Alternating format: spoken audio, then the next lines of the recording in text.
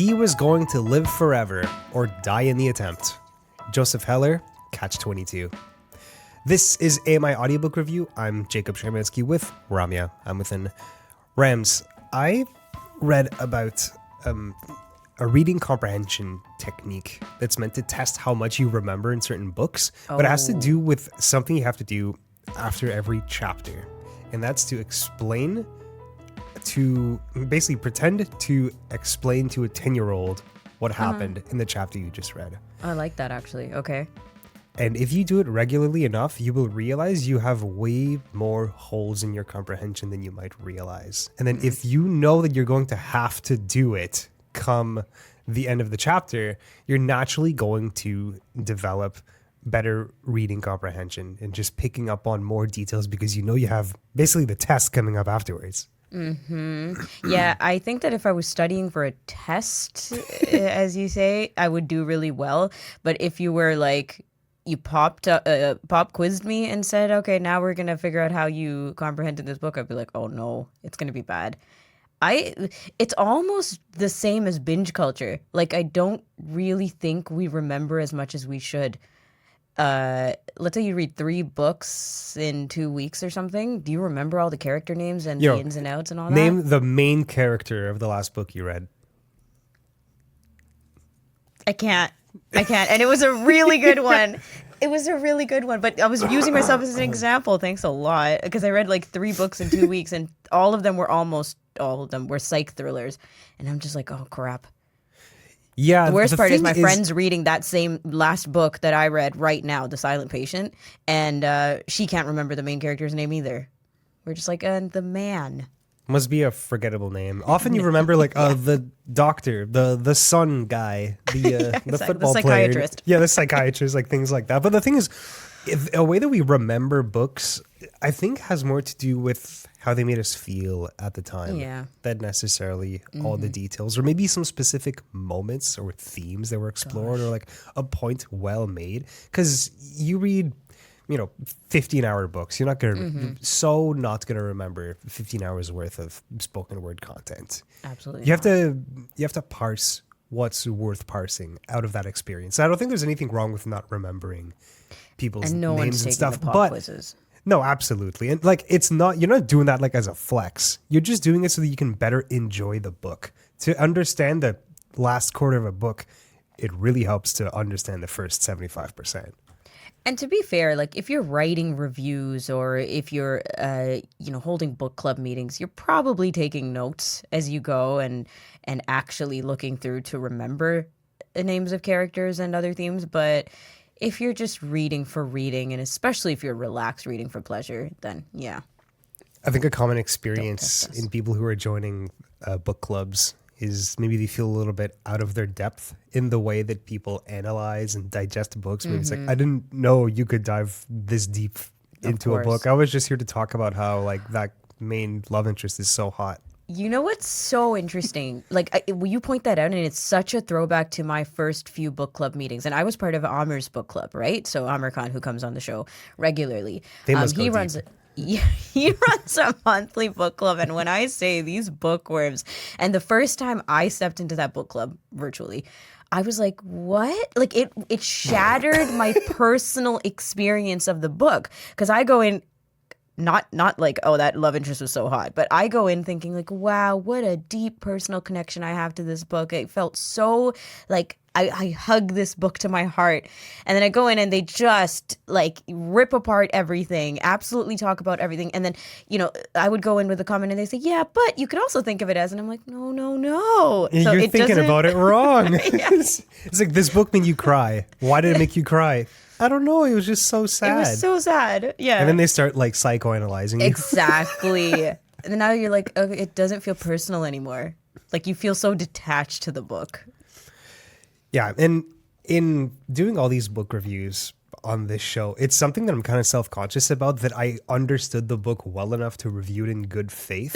And I think I'm a good reader, a good audiobook listener. Like I have pretty good comprehension, I like to think. I'll always have that bit of self-consciousness that I like missed something super important, or I really misunderstood the point of a book. Is that something that you get? Yeah, definitely. Or I think that my point is not good enough, like to put out there as the review. But that's why we got the bookworms joining us straight up on the show, so that the contributors can tell us what we've missed. Yep. Always schooling us on these books. Let's put our skills to the test, though. We have 2 reviews that we want to do today. We're calling these kind of solo reviews because I didn't read your book. Because neither of us have read the other person's book. Yeah, exactly. Yeah. But it's going to be collaborative because if you have any questions about the book I'm reviewing, you can ask me and I'll do the other way around. Just needle us. Yeah, well, test, pry a little bit. Okay, to dig a little deeper if I'm really missing anything that you really want to know. First things first, before we get into the books that we want to review, did you enjoy your book?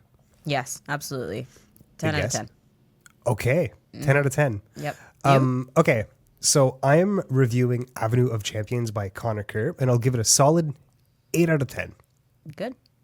Very good. What book are you reading so people know what's coming up later? Greenlights by Matthew McConaughey, memoir, and the audiobook is narrated by him, 10 out of 10. Okay. That'll come right after mine. I'm going to go first. Yep. Sit back, have a sip of tea. Here we go. My review is of Avenue of Champions by Connor Kerr. This is a relatively short Canadian fiction story about the multi-generational experience of a Métis family. I say fiction, but it pulls so much from Connor Kerr's personal experience growing up in Edmonton as a Métis man himself and of recent Canadian history that it kind of blurs the lines between fiction and nonfiction. You might call it historical fiction, but it's set in kind of contemporary times for the most part. It's a compilation of tied together short stories, but I would have never guessed if I hadn't found that out later on. I think if I have to boil it down, this book made me understand far better the perspective of how so many First Nations and Métis people find the idea of truth and reconciliation absurd or even flat out distasteful. Settler Canadians have consistently had an adversarial relation with the Indigenous peoples of this land. And in this book, there's a clear picture of how the pain caused by that adversarial relationship turns into deep-seated disdain. And that deep-seated disdain is passed on to the next generation. If that sounds familiar, it's because, in other words, that's generational trauma. And that's something this book did really well. In terms of plot, it basically follows a couple different short stories about people who are all within the same family in different generations. Like it goes back, I think, 4 generations. So the last point of view is the great-great-grandson of the very first character. And so it almost like jumps a generation every time it jumps point of view. And the main character, to give you an idea, I'm not going to go too deep into the plot. I just want to boil down the ideas here. Daniel, the main character, because he seems to get the most time. He's a young guy. He's growing up in Edmonton as a Métis man, dealing with all of this generational trauma and the challenges that comes with that. He ends up getting a job through what's basically a DEI initiative, and it's kind of sad and hilarious, and sad and hilarious at the same time in the way that he ruminates on the situation, because he has a cushy job for the government that generations of his family have fought against, and he loves that he gets taxpayer money for doing next to nothing, which, as someone from Ottawa, I know that government jobs can be pretty cushy in that way, but he also finds it to be kind of an insult to his culture, because he's basically working what they call a white people job and essentially assimilating himself. And based on what I've said so far, it might not have come off, but this is a book, Avenue of Champions by Connor Kerr, that it's very direct and confrontational and even angry. I've heard people say it's almost like vengeful. It's not exactly a pleasant read. In fact, like far from it. It's very uncomfortable sometimes. But to repeat what I said earlier, this book is about perspective more than anything. It doesn't really offer answers. It doesn't try to extend a bridge. It's really about perspective and understanding why people who are First Nations or Métis or Inuit find it difficult. Not to generalize, how some people within those communities find it difficult to swallow the idea of truth and reconciliation and how it actually works in practice. I have an excerpt here just to give you an idea of the tone. The Wet'suwet'en crisis was the tipping point. Indigenous people started rising up on a scale that settler Canadians paid attention to. The government realized that they didn't want to deal with that. Reconciliation was great when everybody got to wear a headdress and parade around with cute brown kids and learn about smudging. When it came time for equity, though, F that. Canadian society spoke up when the protests started, and they basically said that they wanted to forget Indigenous peoples even existed. The media turned on us, though never really on our side to begin with. The racists got louder. Even the so-called allies decided that we were an inconvenience. We realized at that point that we had never actually made any progress. And to be clear, not the entire book is like this, but the few sections that get real, like this one, hit home when you read it right after the fictional story this book is telling. And overall, it's not a pleasant read, but I think it's an important one. And I took it as a book about seeking perspective. Like, it's an absorbing read, but you really need to be in the right place for it. So my first question is, can you walk us through the fiction and the nonfiction separations? Because it sounds really interesting, or like a unique approach.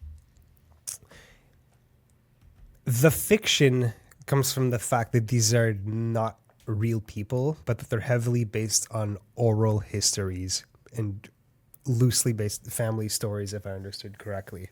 Which that concept itself is a huge one to digest, that like you don't have a lot of stories written and passed down, right? Oral storytelling is the way that people got to know what happened before them. And It's a huge way of history finding, yeah.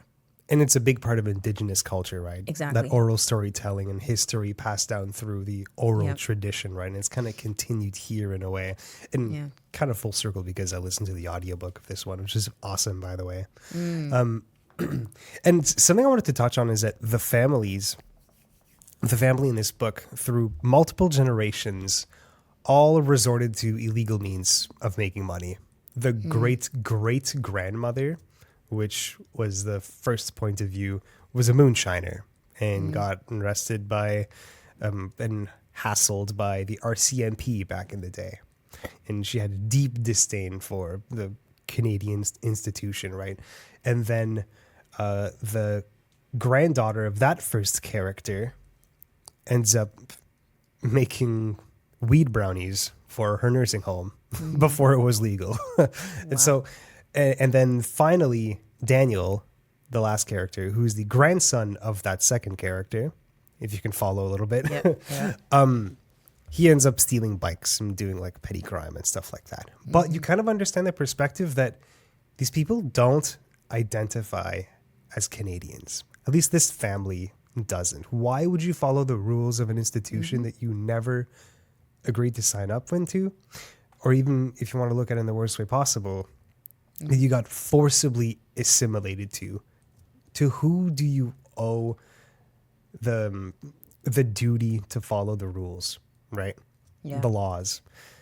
Again, a book about perspective that might make a lot of people uncomfortable. And I'd say it made me uncomfortable too. It made me think about a lot of things. Difficult book, very thought-provoking. Well, going back to just the way that history is recalled, we have history books, of course, written by who? White men. And the interesting kind of like segregation that you're describing, right? Like they don't want to. These communities can't acknowledge themselves as Canadian, can't feel connected to being Canadian, is because we've so directly erased their history. We don't even acknowledge the way that they keep history, which is the oral storytelling and all of that you're describing in the book. I think that there's incredible ways that he's weaved in the realities and the philosophies through the writing approach, I guess, of the book.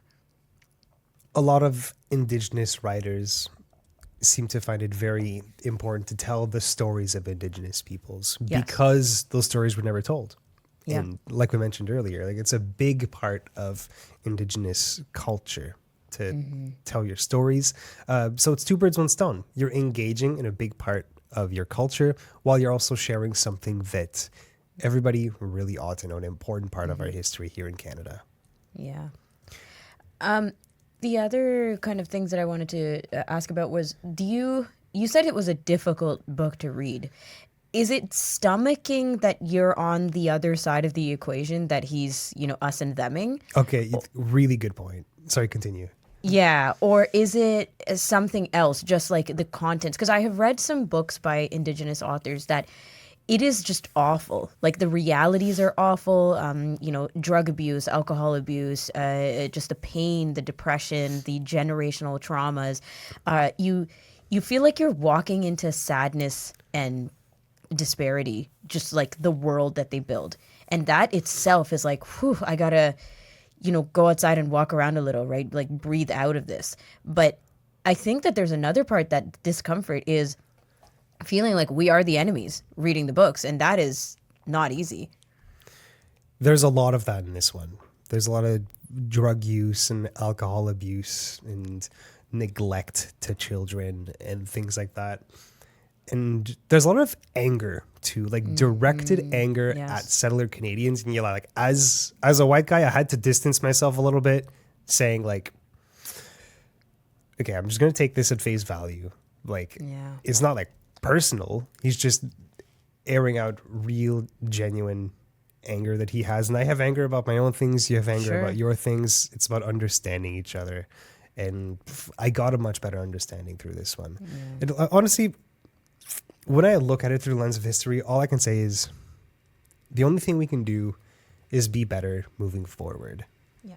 Right. And this book made me think about how a lot of the things we do in Truth and Reconciliation are just empty gestures for the most part. And this might be a bit controversial, but like land acknowledgements, is that really landing? No pun intended. Like, is that really making the difference? Yeah, I know.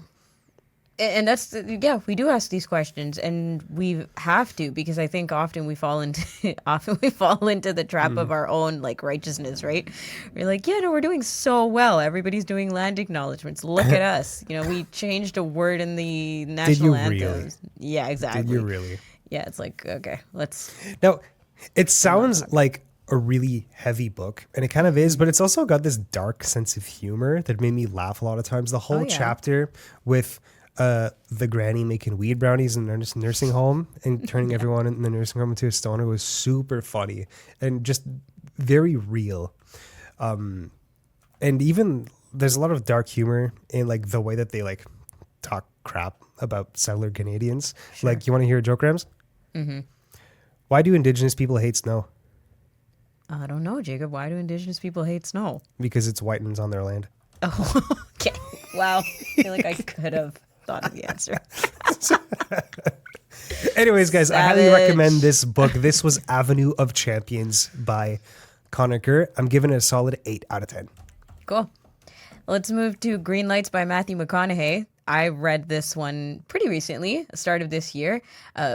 And throwback to our episode of AMI Audiobook Review with Andy Frank. This was one of his choices for the rapid fire review that he did with us. And he, went straight into memoirs. But anyway, I wanted to read this simply because it sold 6 million copies and he narrated the audiobook. And I think that his voice is awesome. So I'm going to first of all read you straight from the back cover, the publisher synopsis.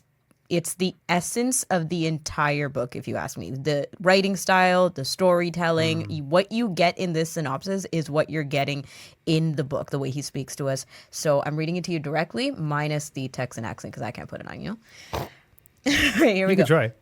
No, thanks. So I've been in this life for 50 years, been trying to work out its riddle for 42, and been keeping Diaries of Clues for 35.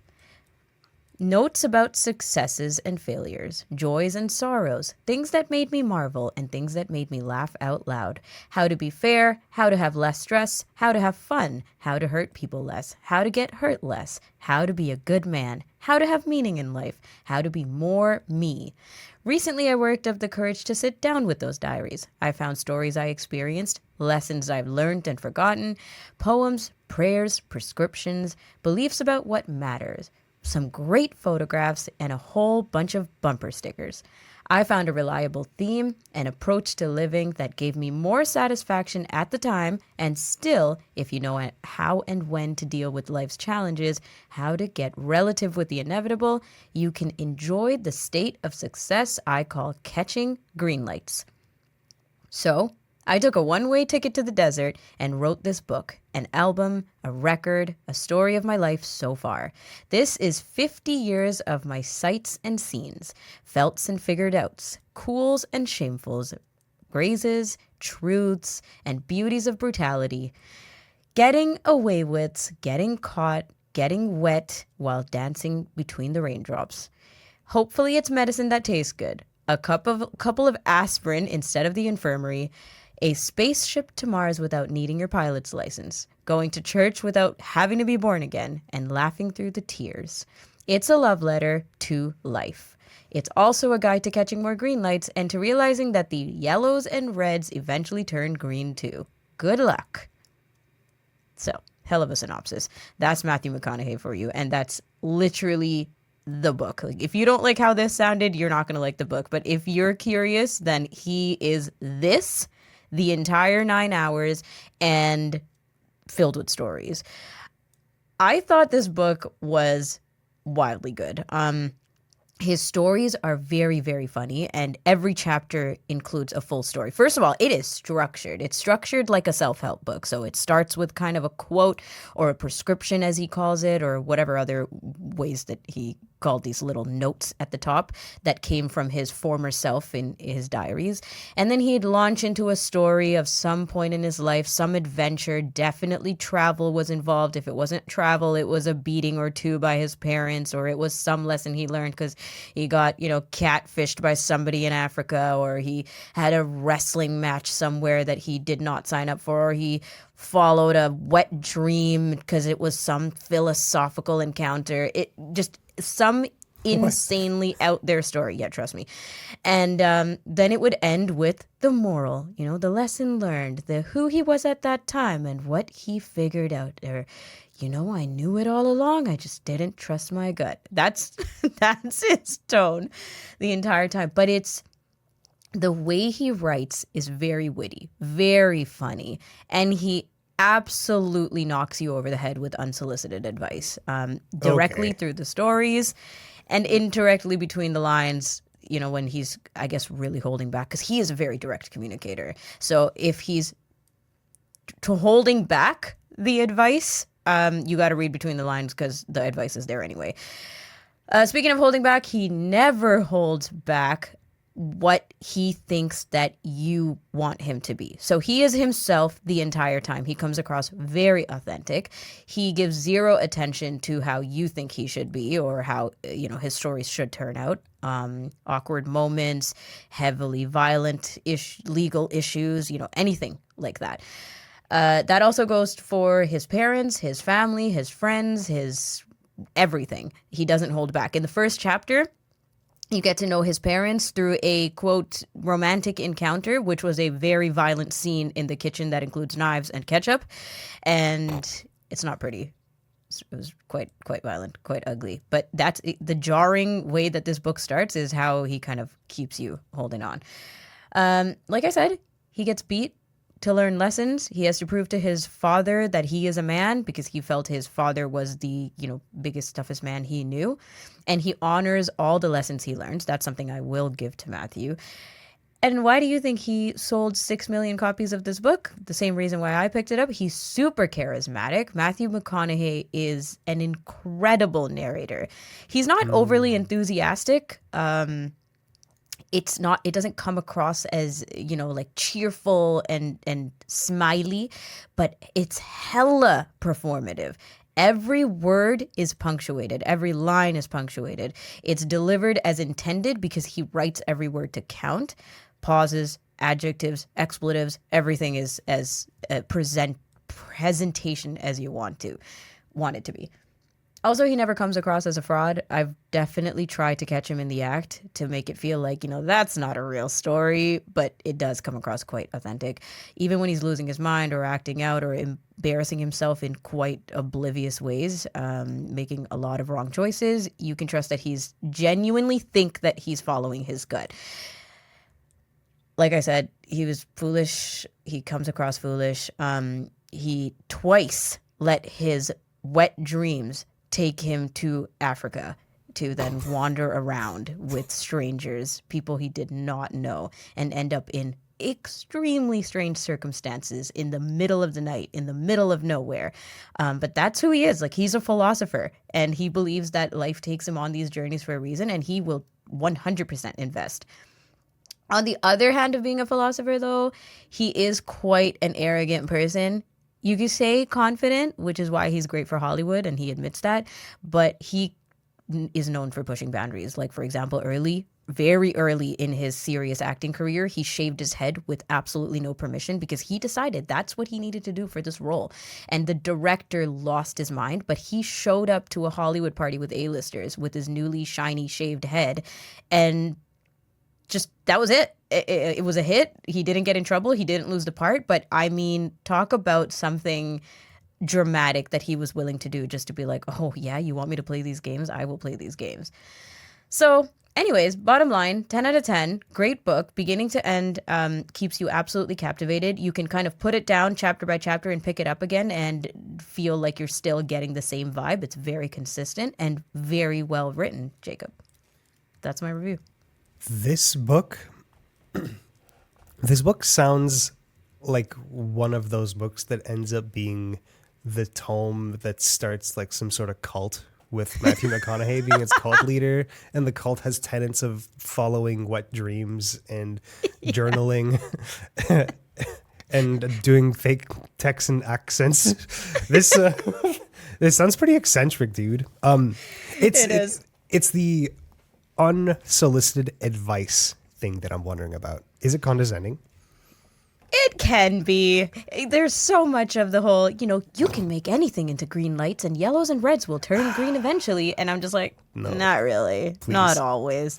Come on. So let's just call a loss sometimes, So if you can brush that aside, you're still giving it a 10 out of 10? Absolutely. Absolutely. Because you can, as you said in your book, you can distance yourself from his philosophies, but still gain top-notch entertainment, top-notch performance level, incredible writing, and he is poetic. Like, I mean, the man speaks poetically and he writes poetically, and it's all very consistent to who he is. You can call it a brand and a cult, but that's who he is. That's my prediction. 5 years from now, there's going to be a cult around this book and Matthew McConaughey. I think it's I think you're going to be the first follower. No, that's Andy, and then me second in line. Oh, okay. Jeez, everyone around me. I'm going to get absorbed into it too, aren't I? Mm-hmm. Anyways, that's Greenlights by Matthew McConaughey.